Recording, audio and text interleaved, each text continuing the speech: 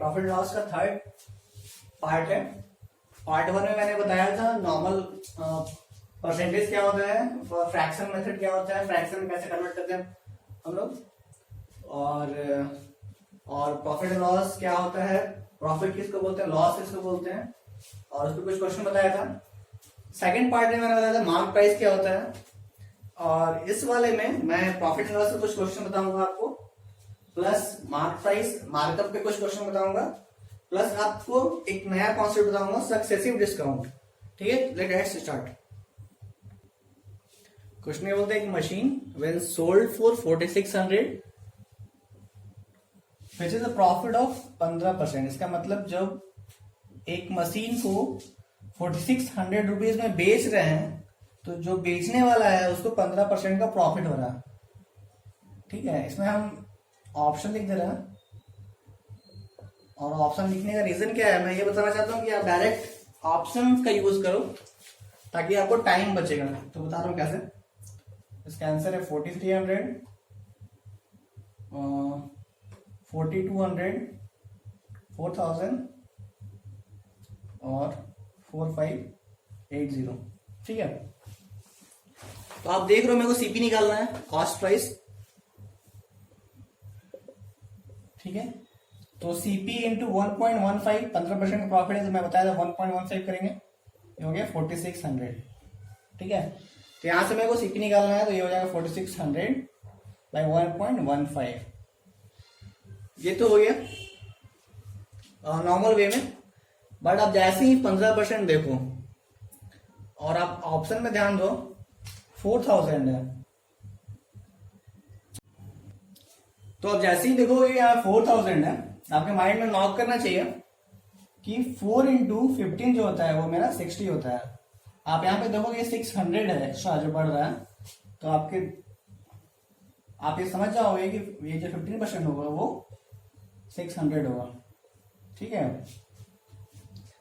तो 4000 plus 15% of 4000 जो हुआ वो मेरा 4600 हुआ।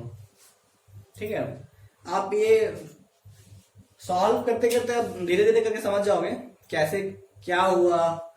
और भी बहुत कुछ है जो मैं बता सकता हूं यहाँ पे आपको, कि लास्ट में से 2 जीरो है। ठीक है, तो आप जब भी परसेंटेज निकालोगे, जैसे 15/100 हुआ, ठीक है, सपोज करो ये ऑप्शन में देख रहे हो, तो ये 0 0 इससे जब कटेगा, ठीक है, अब ये जो आया 43 इंटू 15 करेंगे तो जो उसका यूनिट डिजिट होगा वहां पे 5 आएगा। ठीक है, और पहले से क्या है 4300 है, तो जब जोड़ेंगे, जब ऐड करेंगे तो लास्ट में मेरा यूनिट डिजिट 5 होगा, बट मेरा यहाँ पे 4600 है, लास्ट में 2 0 है, तो ये तो हो ही नहीं सकता है। तो इस टाइप का भाई आप माइंड में लगा सकते हो। मैं सिर्फ ये क्वेश्चन बहुत इजी है, बट मैं कॉन्सेप्ट समझा रहा हूं कि आप ऑप्शन को कितना ज्यादा यूज कर सकते हो एग्जाम में। ठीक है, नेक्स्ट क्वेश्चन में चलते हैं, शायद बेटर क्लियर हो जो मैं बोलना चाह रहा हूं। सेकंड क्वेश्चन क्या बोलता है, the mark price of a chair is 1200। मैंने प्रीवियस वीडियो मैंने बताया था मार्क प्राइस क्या होता है और कैसे सॉल्व करता हूं। तो मार्क प्राइस क्या है, एमपी, ये है ₹1200, which is 20% above the cost price. ठीक है, तो मार्कअप कैसे करते हैं हम लोग, कॉस्ट प्राइस पे ही मार्कअप करते हैं। तो क्या होता है, CP plus CP into markup percent जो होता है is equal to mark price. ठीक है, मैंने बताया था। अब बोलते हैं it is sold at a discount of 10%।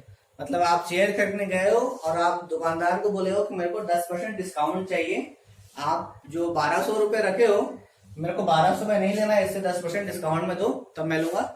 बोलता है फिर 10% जो डिस्काउंट में दे रहा हूं, मतलब जो चेयर वाला दे रहा है, उसके बाद आपको कितना प्रॉफिट परसेंट कितना हुआ, ये क्वेश्चन है। पहले इस वीडियो को पॉज कर लो और खुद से बनाने ट्राई करो। ठीक है, अब देखते हैं कैसे बनेंगे। सो 20% कॉस्ट प्राइस है, तो मैं वही बता रहा हूं कि माइंड लगाओ कि कौन से प्राइस पे 20% अगर हम बढ़ाएंगे तो 1200 होगा। तो ऑब्वियसली 1000 रुपीज। तो इसका अब ये मतलब माइंड में आ जाना चाहिए, 1000 में से 20% बढ़ाएंगे तो, क्योंकि 1000 का 20% कितना होता है 200, तो 1000 प्लस 200 1200। बस है कि माइंड थोड़ा सा फास्ट चलाओ, तो आगे मतलब आपको जैसे ही देखो 20% देखो कि मार्केट कॉस्ट प्राइस से एबव है, आपको वैसे माइंड में आना चाहिए कि वो 1000 इसका कॉस्ट प्राइस है, मतलब मेरा सीपी कितना है वो 1000 है। ठीक है, अगर ये माइंड में डायरेक्ट नहीं आ रहा है तो हम आपको बताएंगे नॉर्मल मेथड से कैसे बनाएंगे। ठीक है,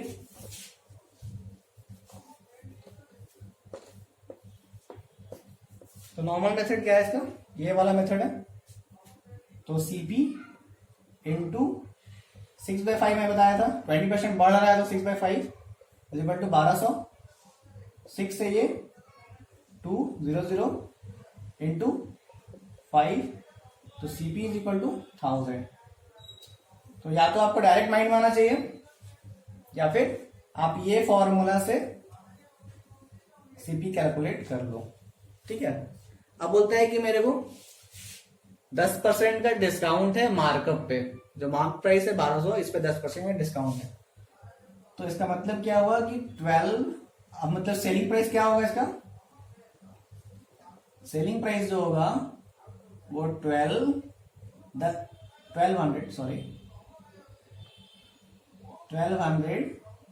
इंटू, मैंने बताया था 10% घटा है तो आप डायरेक्ट 9/10 लिख सकते हो। ठीक है, मैं बताया था 1/10 10% होता है, तो अगर 10% बढ़ा था तो 11/10 लिख सकते थे, ये 10% होता है, तो 10% इसमें घटा तो इसको हम 9/10 लिखेंगे। ठीक है,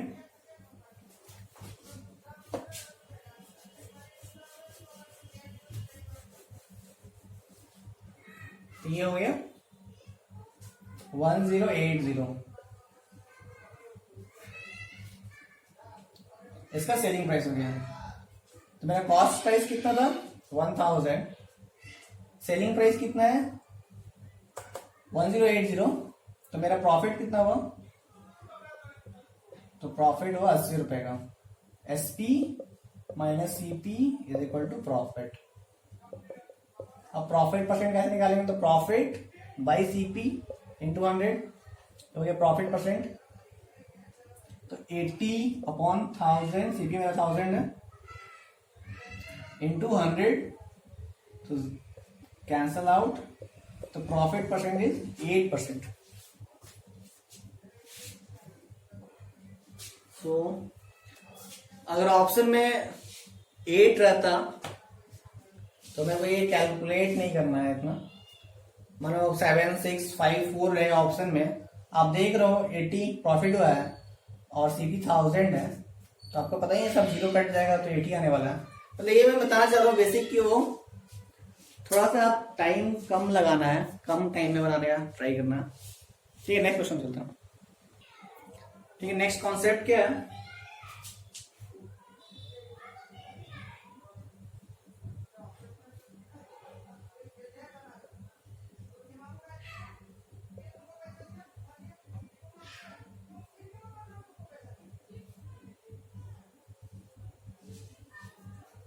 नेक्स्ट क्वेश्चन है सक्सेसिव डिस्काउंट।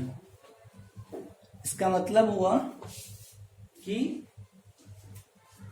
हम लोग 2 या 2 से ज्यादा डिस्काउंट एक साथ देंगे। ठीक है, तो जैसे आप कुछ सामान खरीदने गए तो बोलते हैं 2 डिस्काउंट अगर दे रहा हूं, जैसे बोला कि पहले आपको 10% फिर 10% दे रहा हूं, तो इसका मतलब ये नहीं हुआ कि आपको 20% डिस्काउंट मिल गया। ठीक है, सब उसको आपके दुकान में गए तो बोला 50% डिस्काउंट, फिर से अगेन 15% डिस्काउंट, तो इसका मतलब ये नहीं कि ये 100% डिस्काउंट है, आपको सामान फ्री में मिल जाए, इसका मतलब ये नहीं हुआ। ठीक है, तो इसका मतलब क्या हुआ ये समझते हैं, तो इसको कैसे समझेंगे। ठीक है, तो इसका मतलब क्या है समझते हैं। इसका मतलब क्या हुआ कि कोई भी मटेरियल हो उसमें अगर मार्क प्राइस मार्कअप किया हुआ हो, सपोज करो कि 100 रुपीज,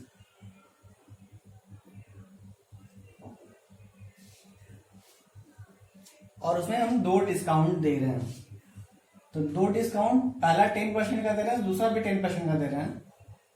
तो पहला 10% मतलब कि पहले 100 में बेचते हम, लेकिन उसको नहीं बेच के अब इतना में हम लोग बेच रहे हैं। ठीक है, इसका मतलब ये वो डिस्काउंट 10% डिस्काउंट दे दिए, अब हम लोग फिर से उसमें 10% का डिस्काउंट दे रहे हैं। तो इसका मतलब हुआ 81, मतलब 100 रुपए का था वो, अब उसको हम लोग को 81 में हम लोग बेच रहे हैं उसको। तो डिफरेंस कितना आया, 19 का आया, 100 माइनस 81। ठीक है, तो ये 2 सक्सेसिव डिस्काउंट का मतलब हुआ 19% का एक सिंगल डिस्काउंट। तो सवाल में क्वेश्चन ऐसा आएंगे कि ये जो सक्सेसिव डिस्काउंट इक्विवेलेंट कौन सा सिंगल डिस्काउंट है। ठीक है, या फिर बोलेगा एक सिंगल डिस्काउंट 15% का और 2 सक्सेसिव 10 का डिस्काउंट है, तो दोनों में ज्यादा प्रॉफिट किस में हो रहा है तुमको, या दुकानदार को, किसको प्रॉफिट हो रहा है। क्वेश्चन इस टाइप का क्वेश्चन आएंगे, तो मेरे को वहां से सिंगल, इससे हमको ये प्रोसेस से मेरे को सिंगल डिस्काउंट फाइंड आउट कर लेना है। तो यहाँ सिंगल डिस्काउंट मेरा 19% हो रहा है, ना कि 20%। अब हम लोग 50% वाला समझते हैं।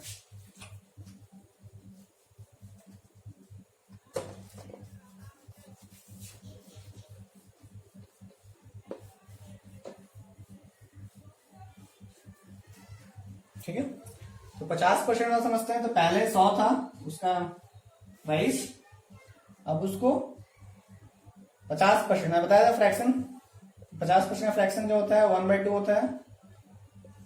एक बार 50% डिस्काउंट दिए तो इतना हो गया इसका प्राइस, अब उसका फिर से 50% डिस्काउंट दिए तो इतना हो गया, तो ये हो गया 25। तो पहले 100 था, अब उसको 25 में बेच रहे हैं, तो डिफरेंस कितना आ गया,